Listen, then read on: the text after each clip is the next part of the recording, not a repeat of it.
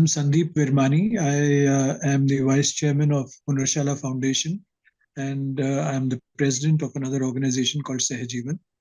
Hunnar Shala Foundation works on the built habitats. We use architecture for empowering communities.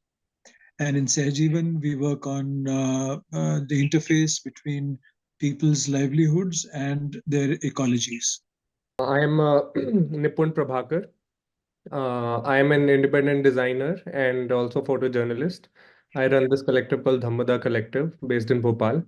And I'm a alumni of Hunnar Shala. Like I worked with Hunnar Shala and gained a lot of knowledge from it.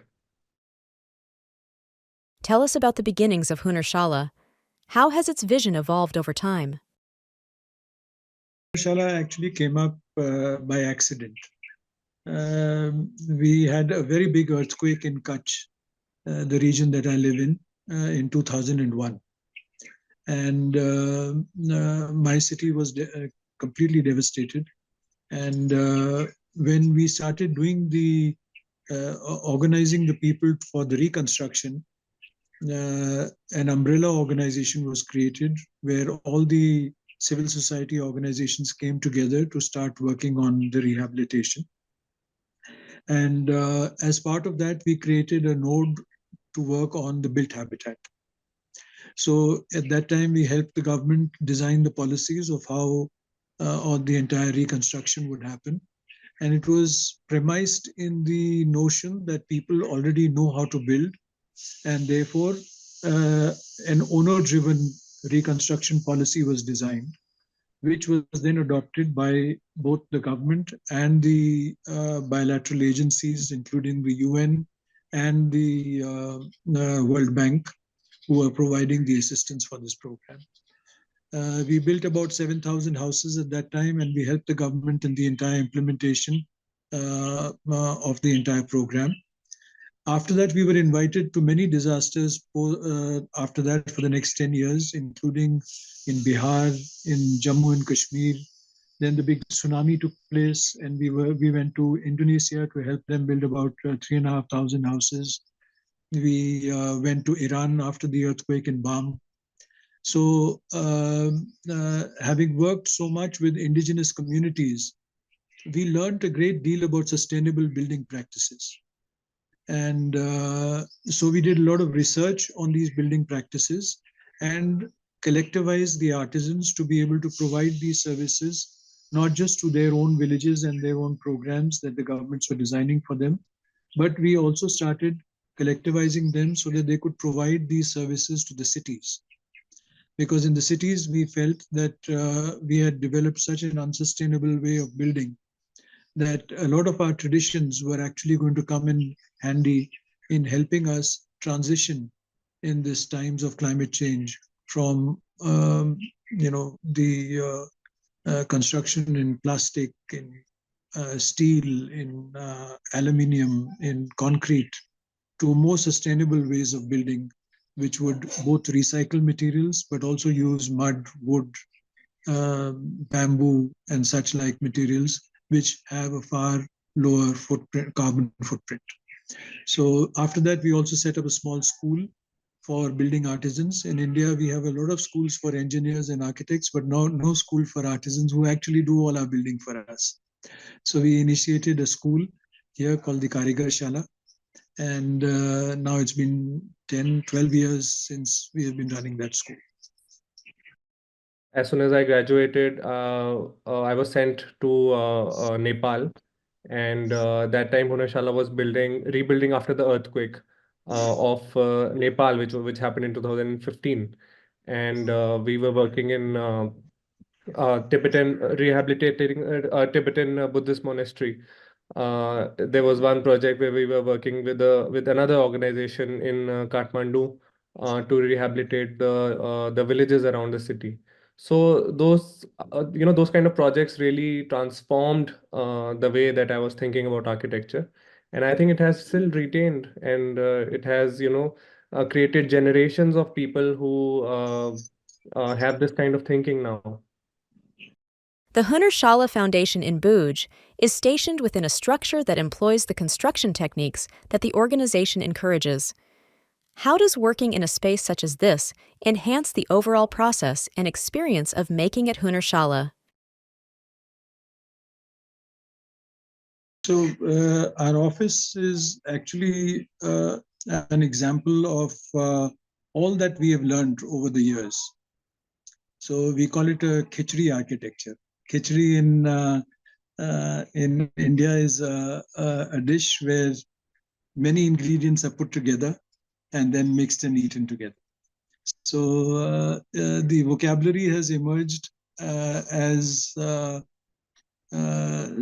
showcase. It showcases what because everybody has a certain notion about what a mud house would be, and it's not very glamorous.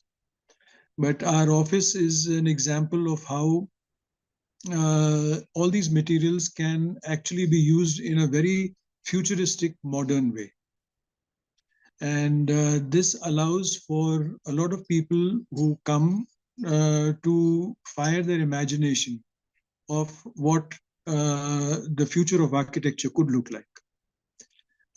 It, of course, gives us the opportunity to work in an environment where not only the carbon footprint is low, but we have absolutely no air conditioning, no air cooling in an arid area where the temperatures go up to 46, 47 degrees centigrade. And still, they are very comfortable environments to work in.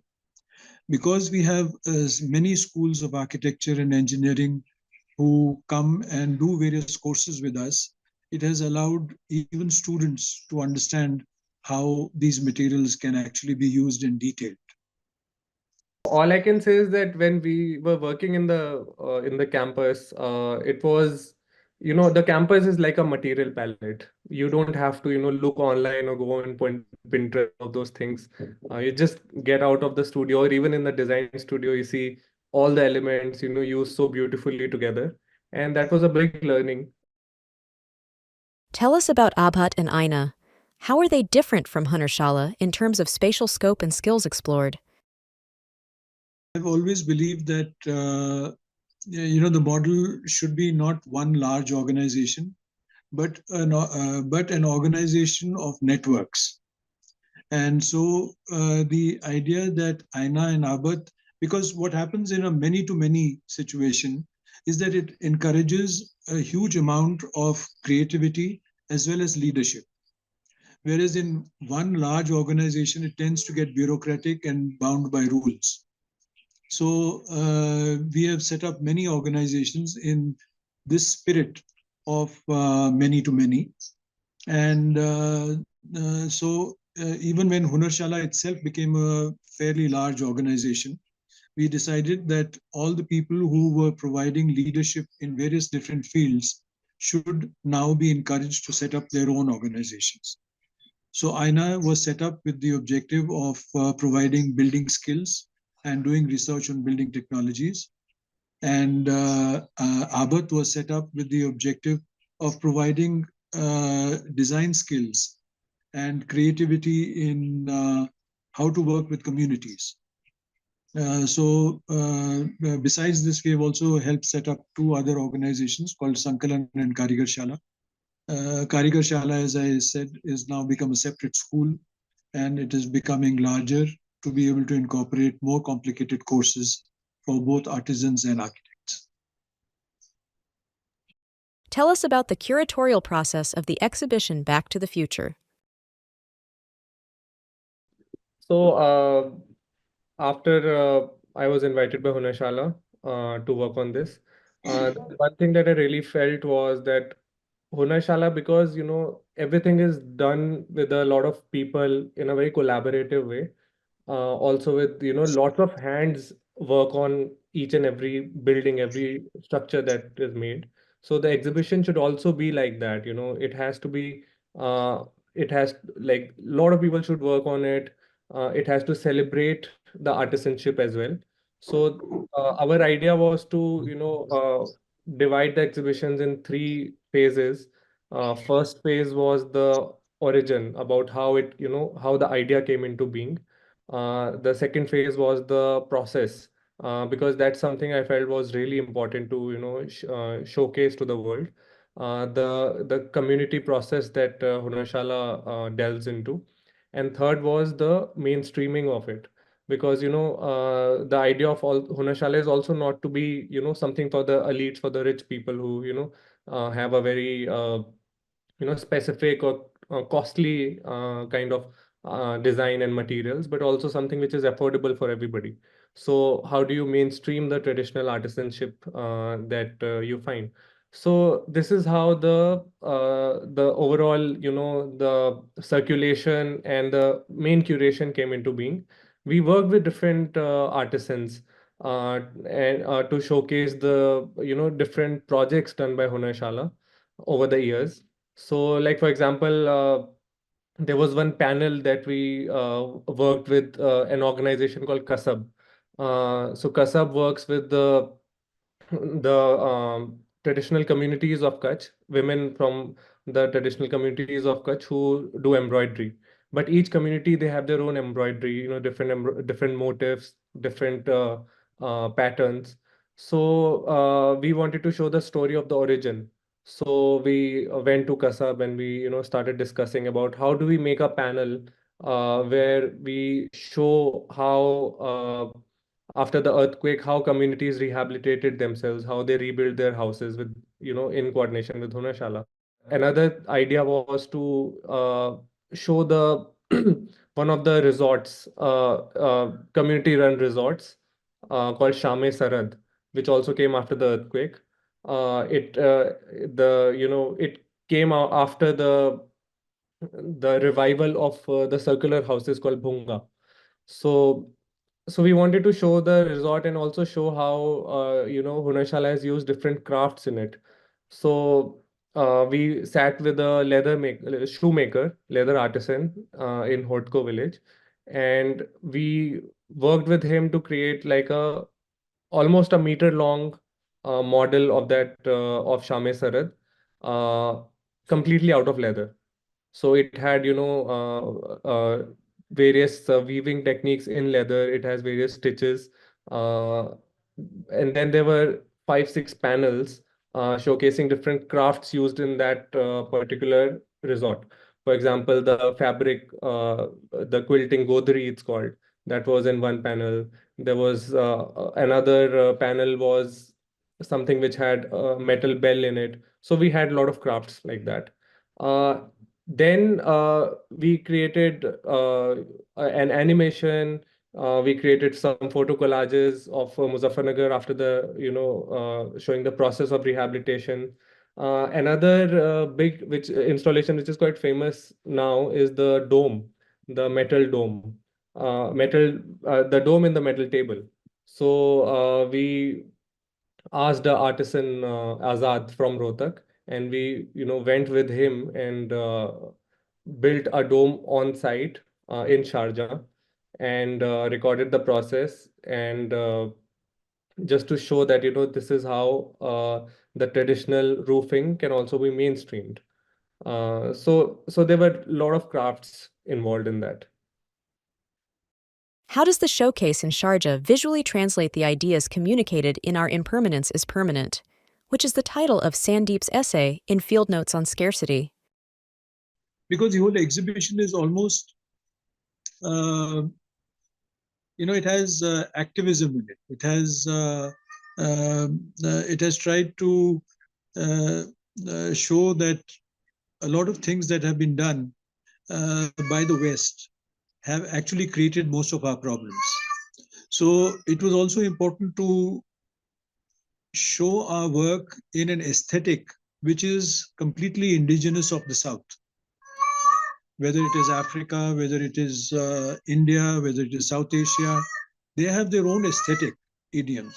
And we don't need to use a Western way of explaining things or a Western aesthetic to talk about the struggles that we are talking about. So that is why I thought our exhibition, because Nipun decided to use a lot of local crafts, it has brought out a very interesting aesthetic of defiance, which is completely embedded in an understanding and idiom of the South. The article that I wrote also talks about how the entire building process is accepts change as a principle of nature, whereas most of our Western ways of building have tried to fight nature, whereas the ways of building of the South, the global South, has actually celebrated transition, change, and the impermanence of materials. So, and they go along with nature.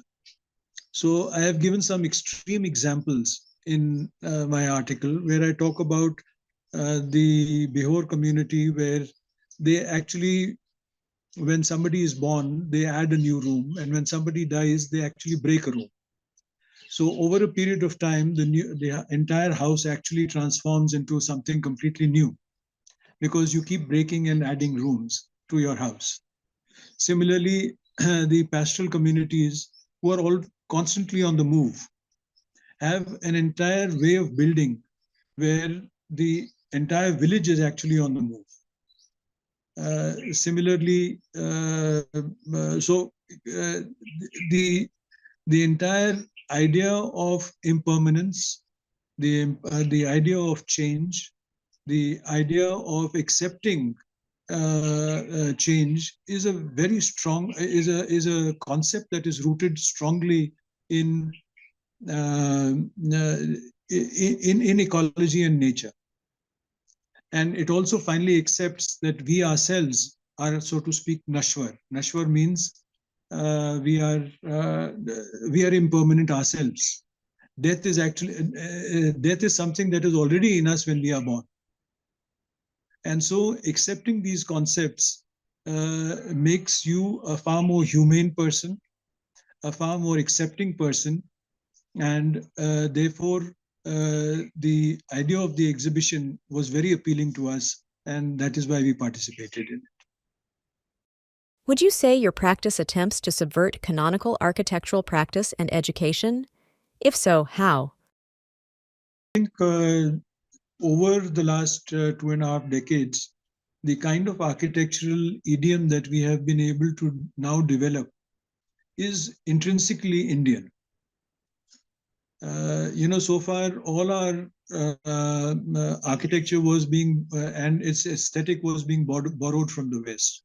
We, even in our colleges, are taught about Frank Lloyd Wright and Corbusier and all the big masters of the modern period, whereas nobody talked about our own aesthetic idioms, which emerged from culture and ecology of this region, of the tropical areas.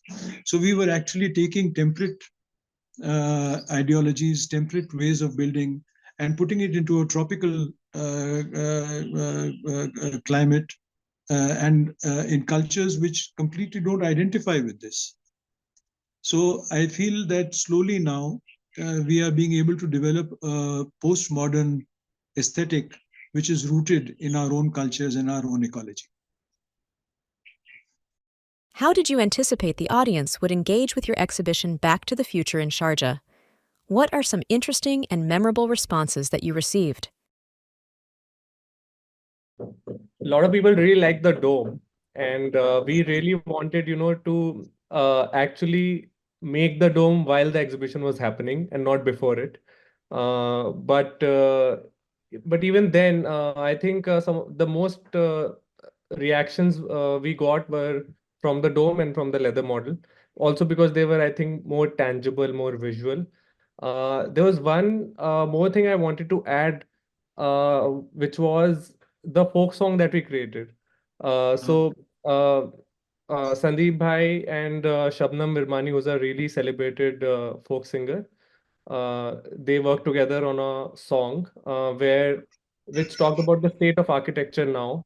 A lot of things that he just mentioned were translated in a way into that folk song. which talked about the state of architecture and also made parallels with Kabir's dohas. The theme of Sharjah Architecture Triennial is the beauty of impermanence, an architecture of adaptability.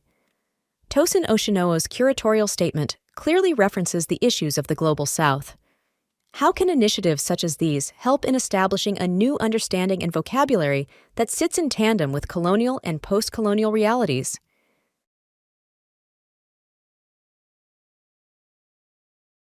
A triennale like this really attracts a lot of people from the global north.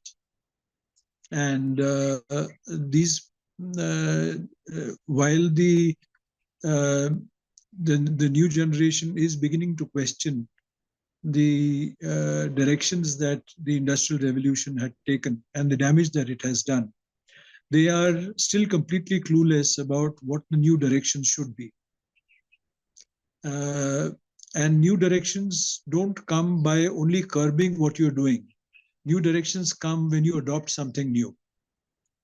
And I think the Global South has the ability to provide new solutions, new directions. I remember when we went to Align to restore a lot of their earth buildings in Abu Dhabi, we were shocked to realize that they had completely wiped out their traditions. There was no artisan available who knew where even the soil came from. And the Global South is fortunate that it has both tradition and modernity going hand in hand. Even though tradition is looked down upon, is not completely respected by modernists, but increasingly you find that there is a tendency to look back, to again try and see where did we go wrong.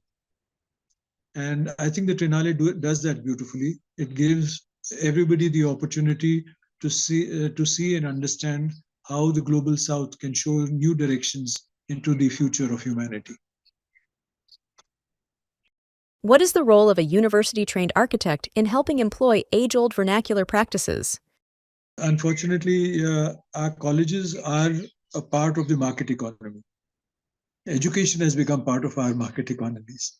So they are only creating people in the service of the market economy.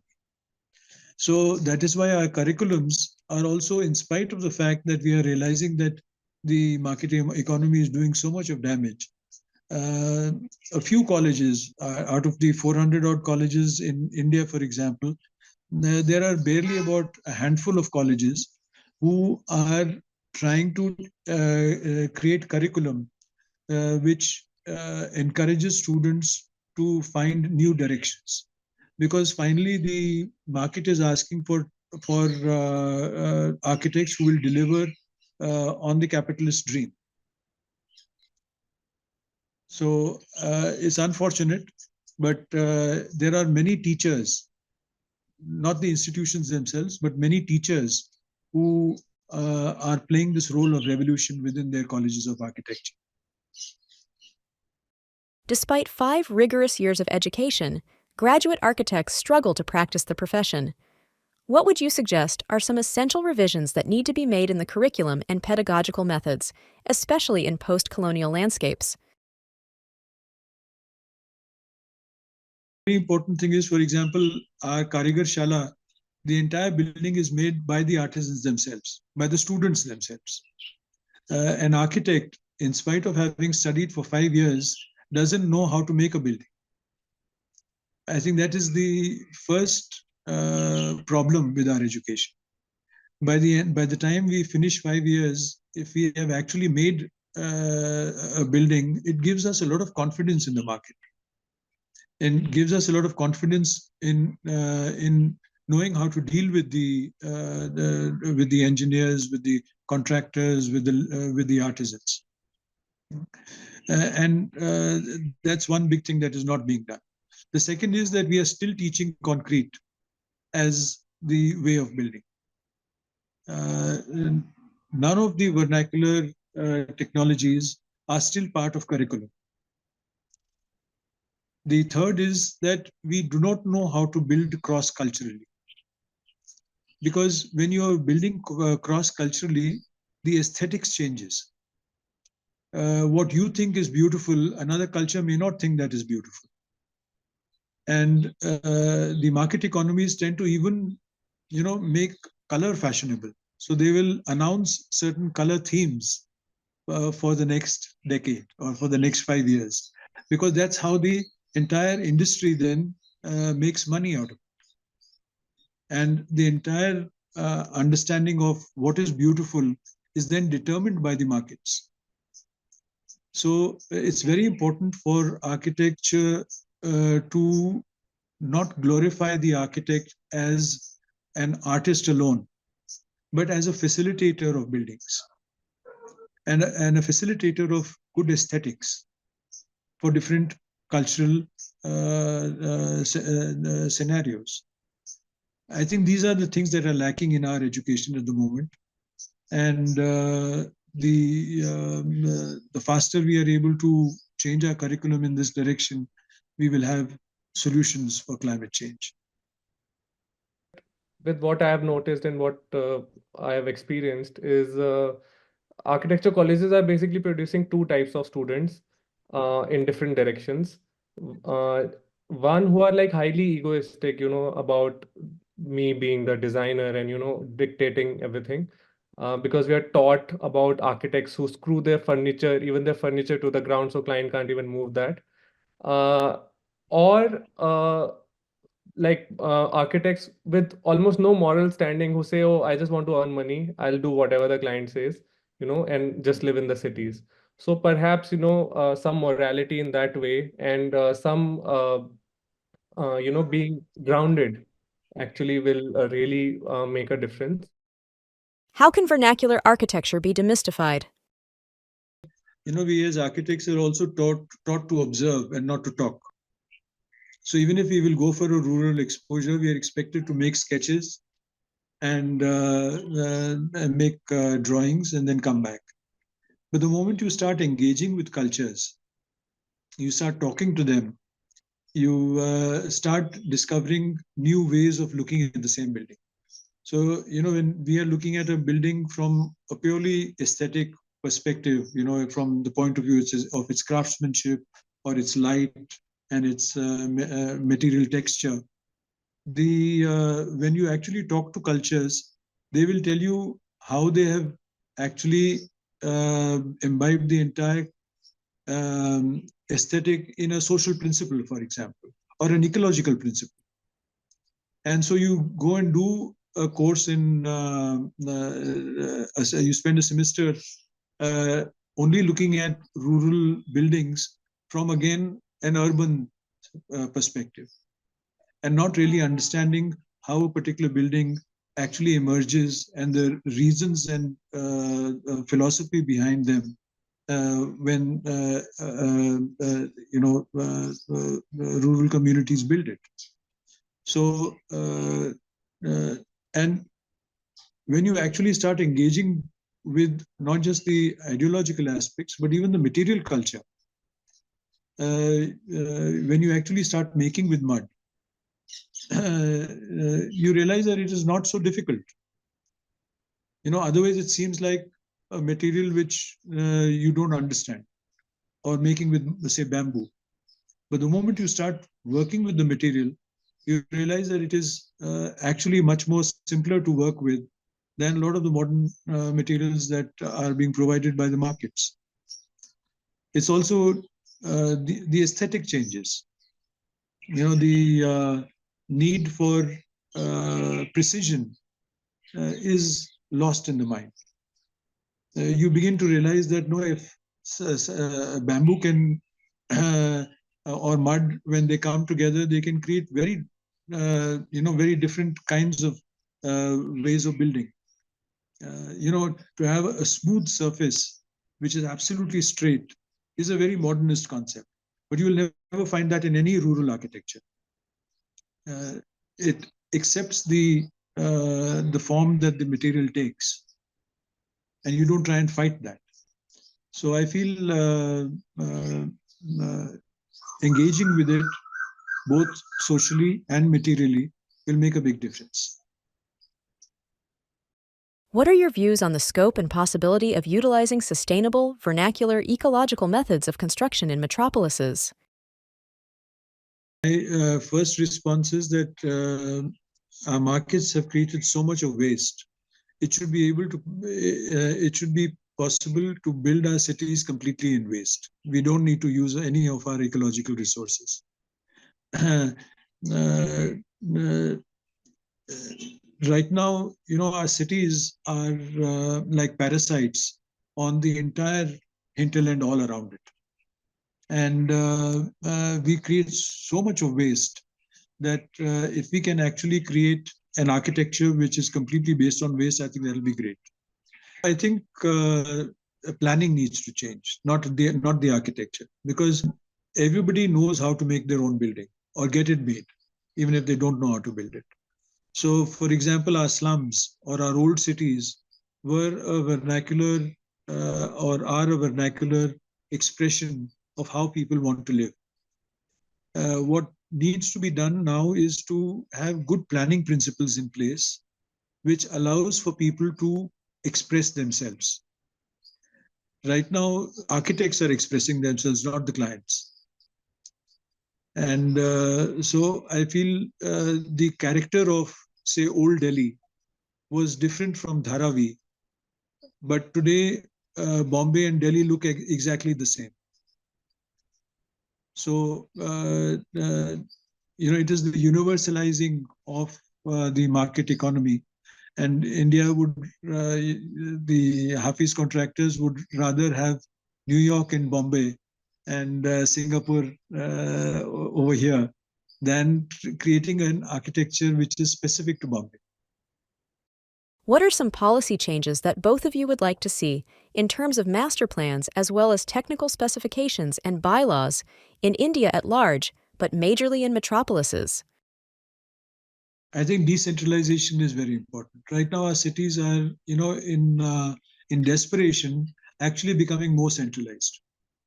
So, decentralization of allowing wards and mohallas to do their own planning, to provide financial support to the mohalla level, to the ward level committees, is more important than trying to govern everything at the city level. Our cities are in the global south are so huge as compared to the north. It's impossible for one municipal corporation or one mayor to actually decide for the entire city. And therefore, that's a problem that we are facing. The municipal corporations have absolutely no time for creativity. They're just battling problems on a day-to-day basis. And that is why our cities are decaying. Today, your quality of life is far better than in a village than in a city.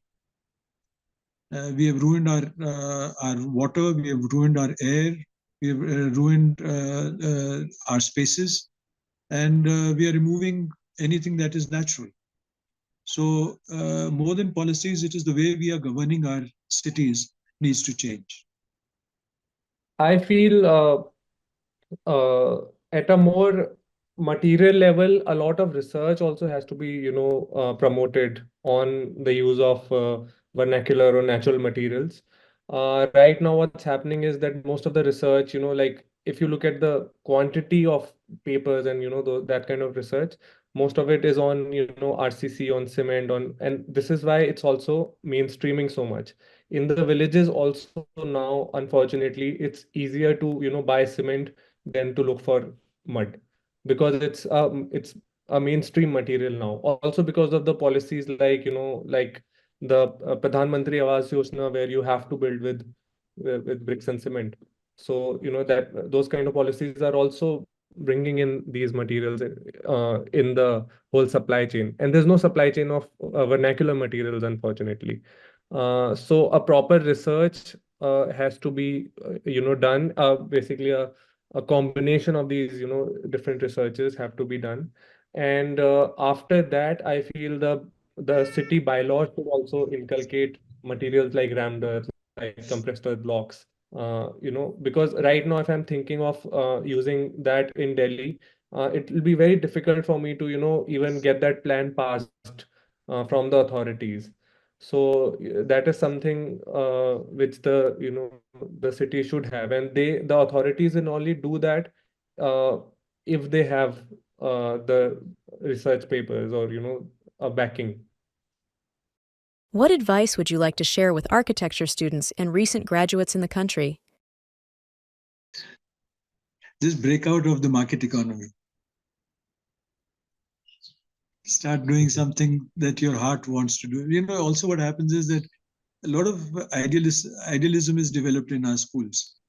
And then when you come into the market, you just because you have to get your salary, you start just doing what the mainstream is asking you to. So I think if more and more students start questioning the mainstream and go and do what their heart really wants to do, they will find a way of developing an economic model for themselves and create new directions for the future. As a part of the curriculum, every architecture college should, insist that students they travel for at least 6 months to 1 year after they graduate or something like that, because that opens up a lot for everybody, and also to look beyond. Uh, I think good architects are the ones who are not just architects, who are into who are into other arts or some other field. I think that really opens up the horizons.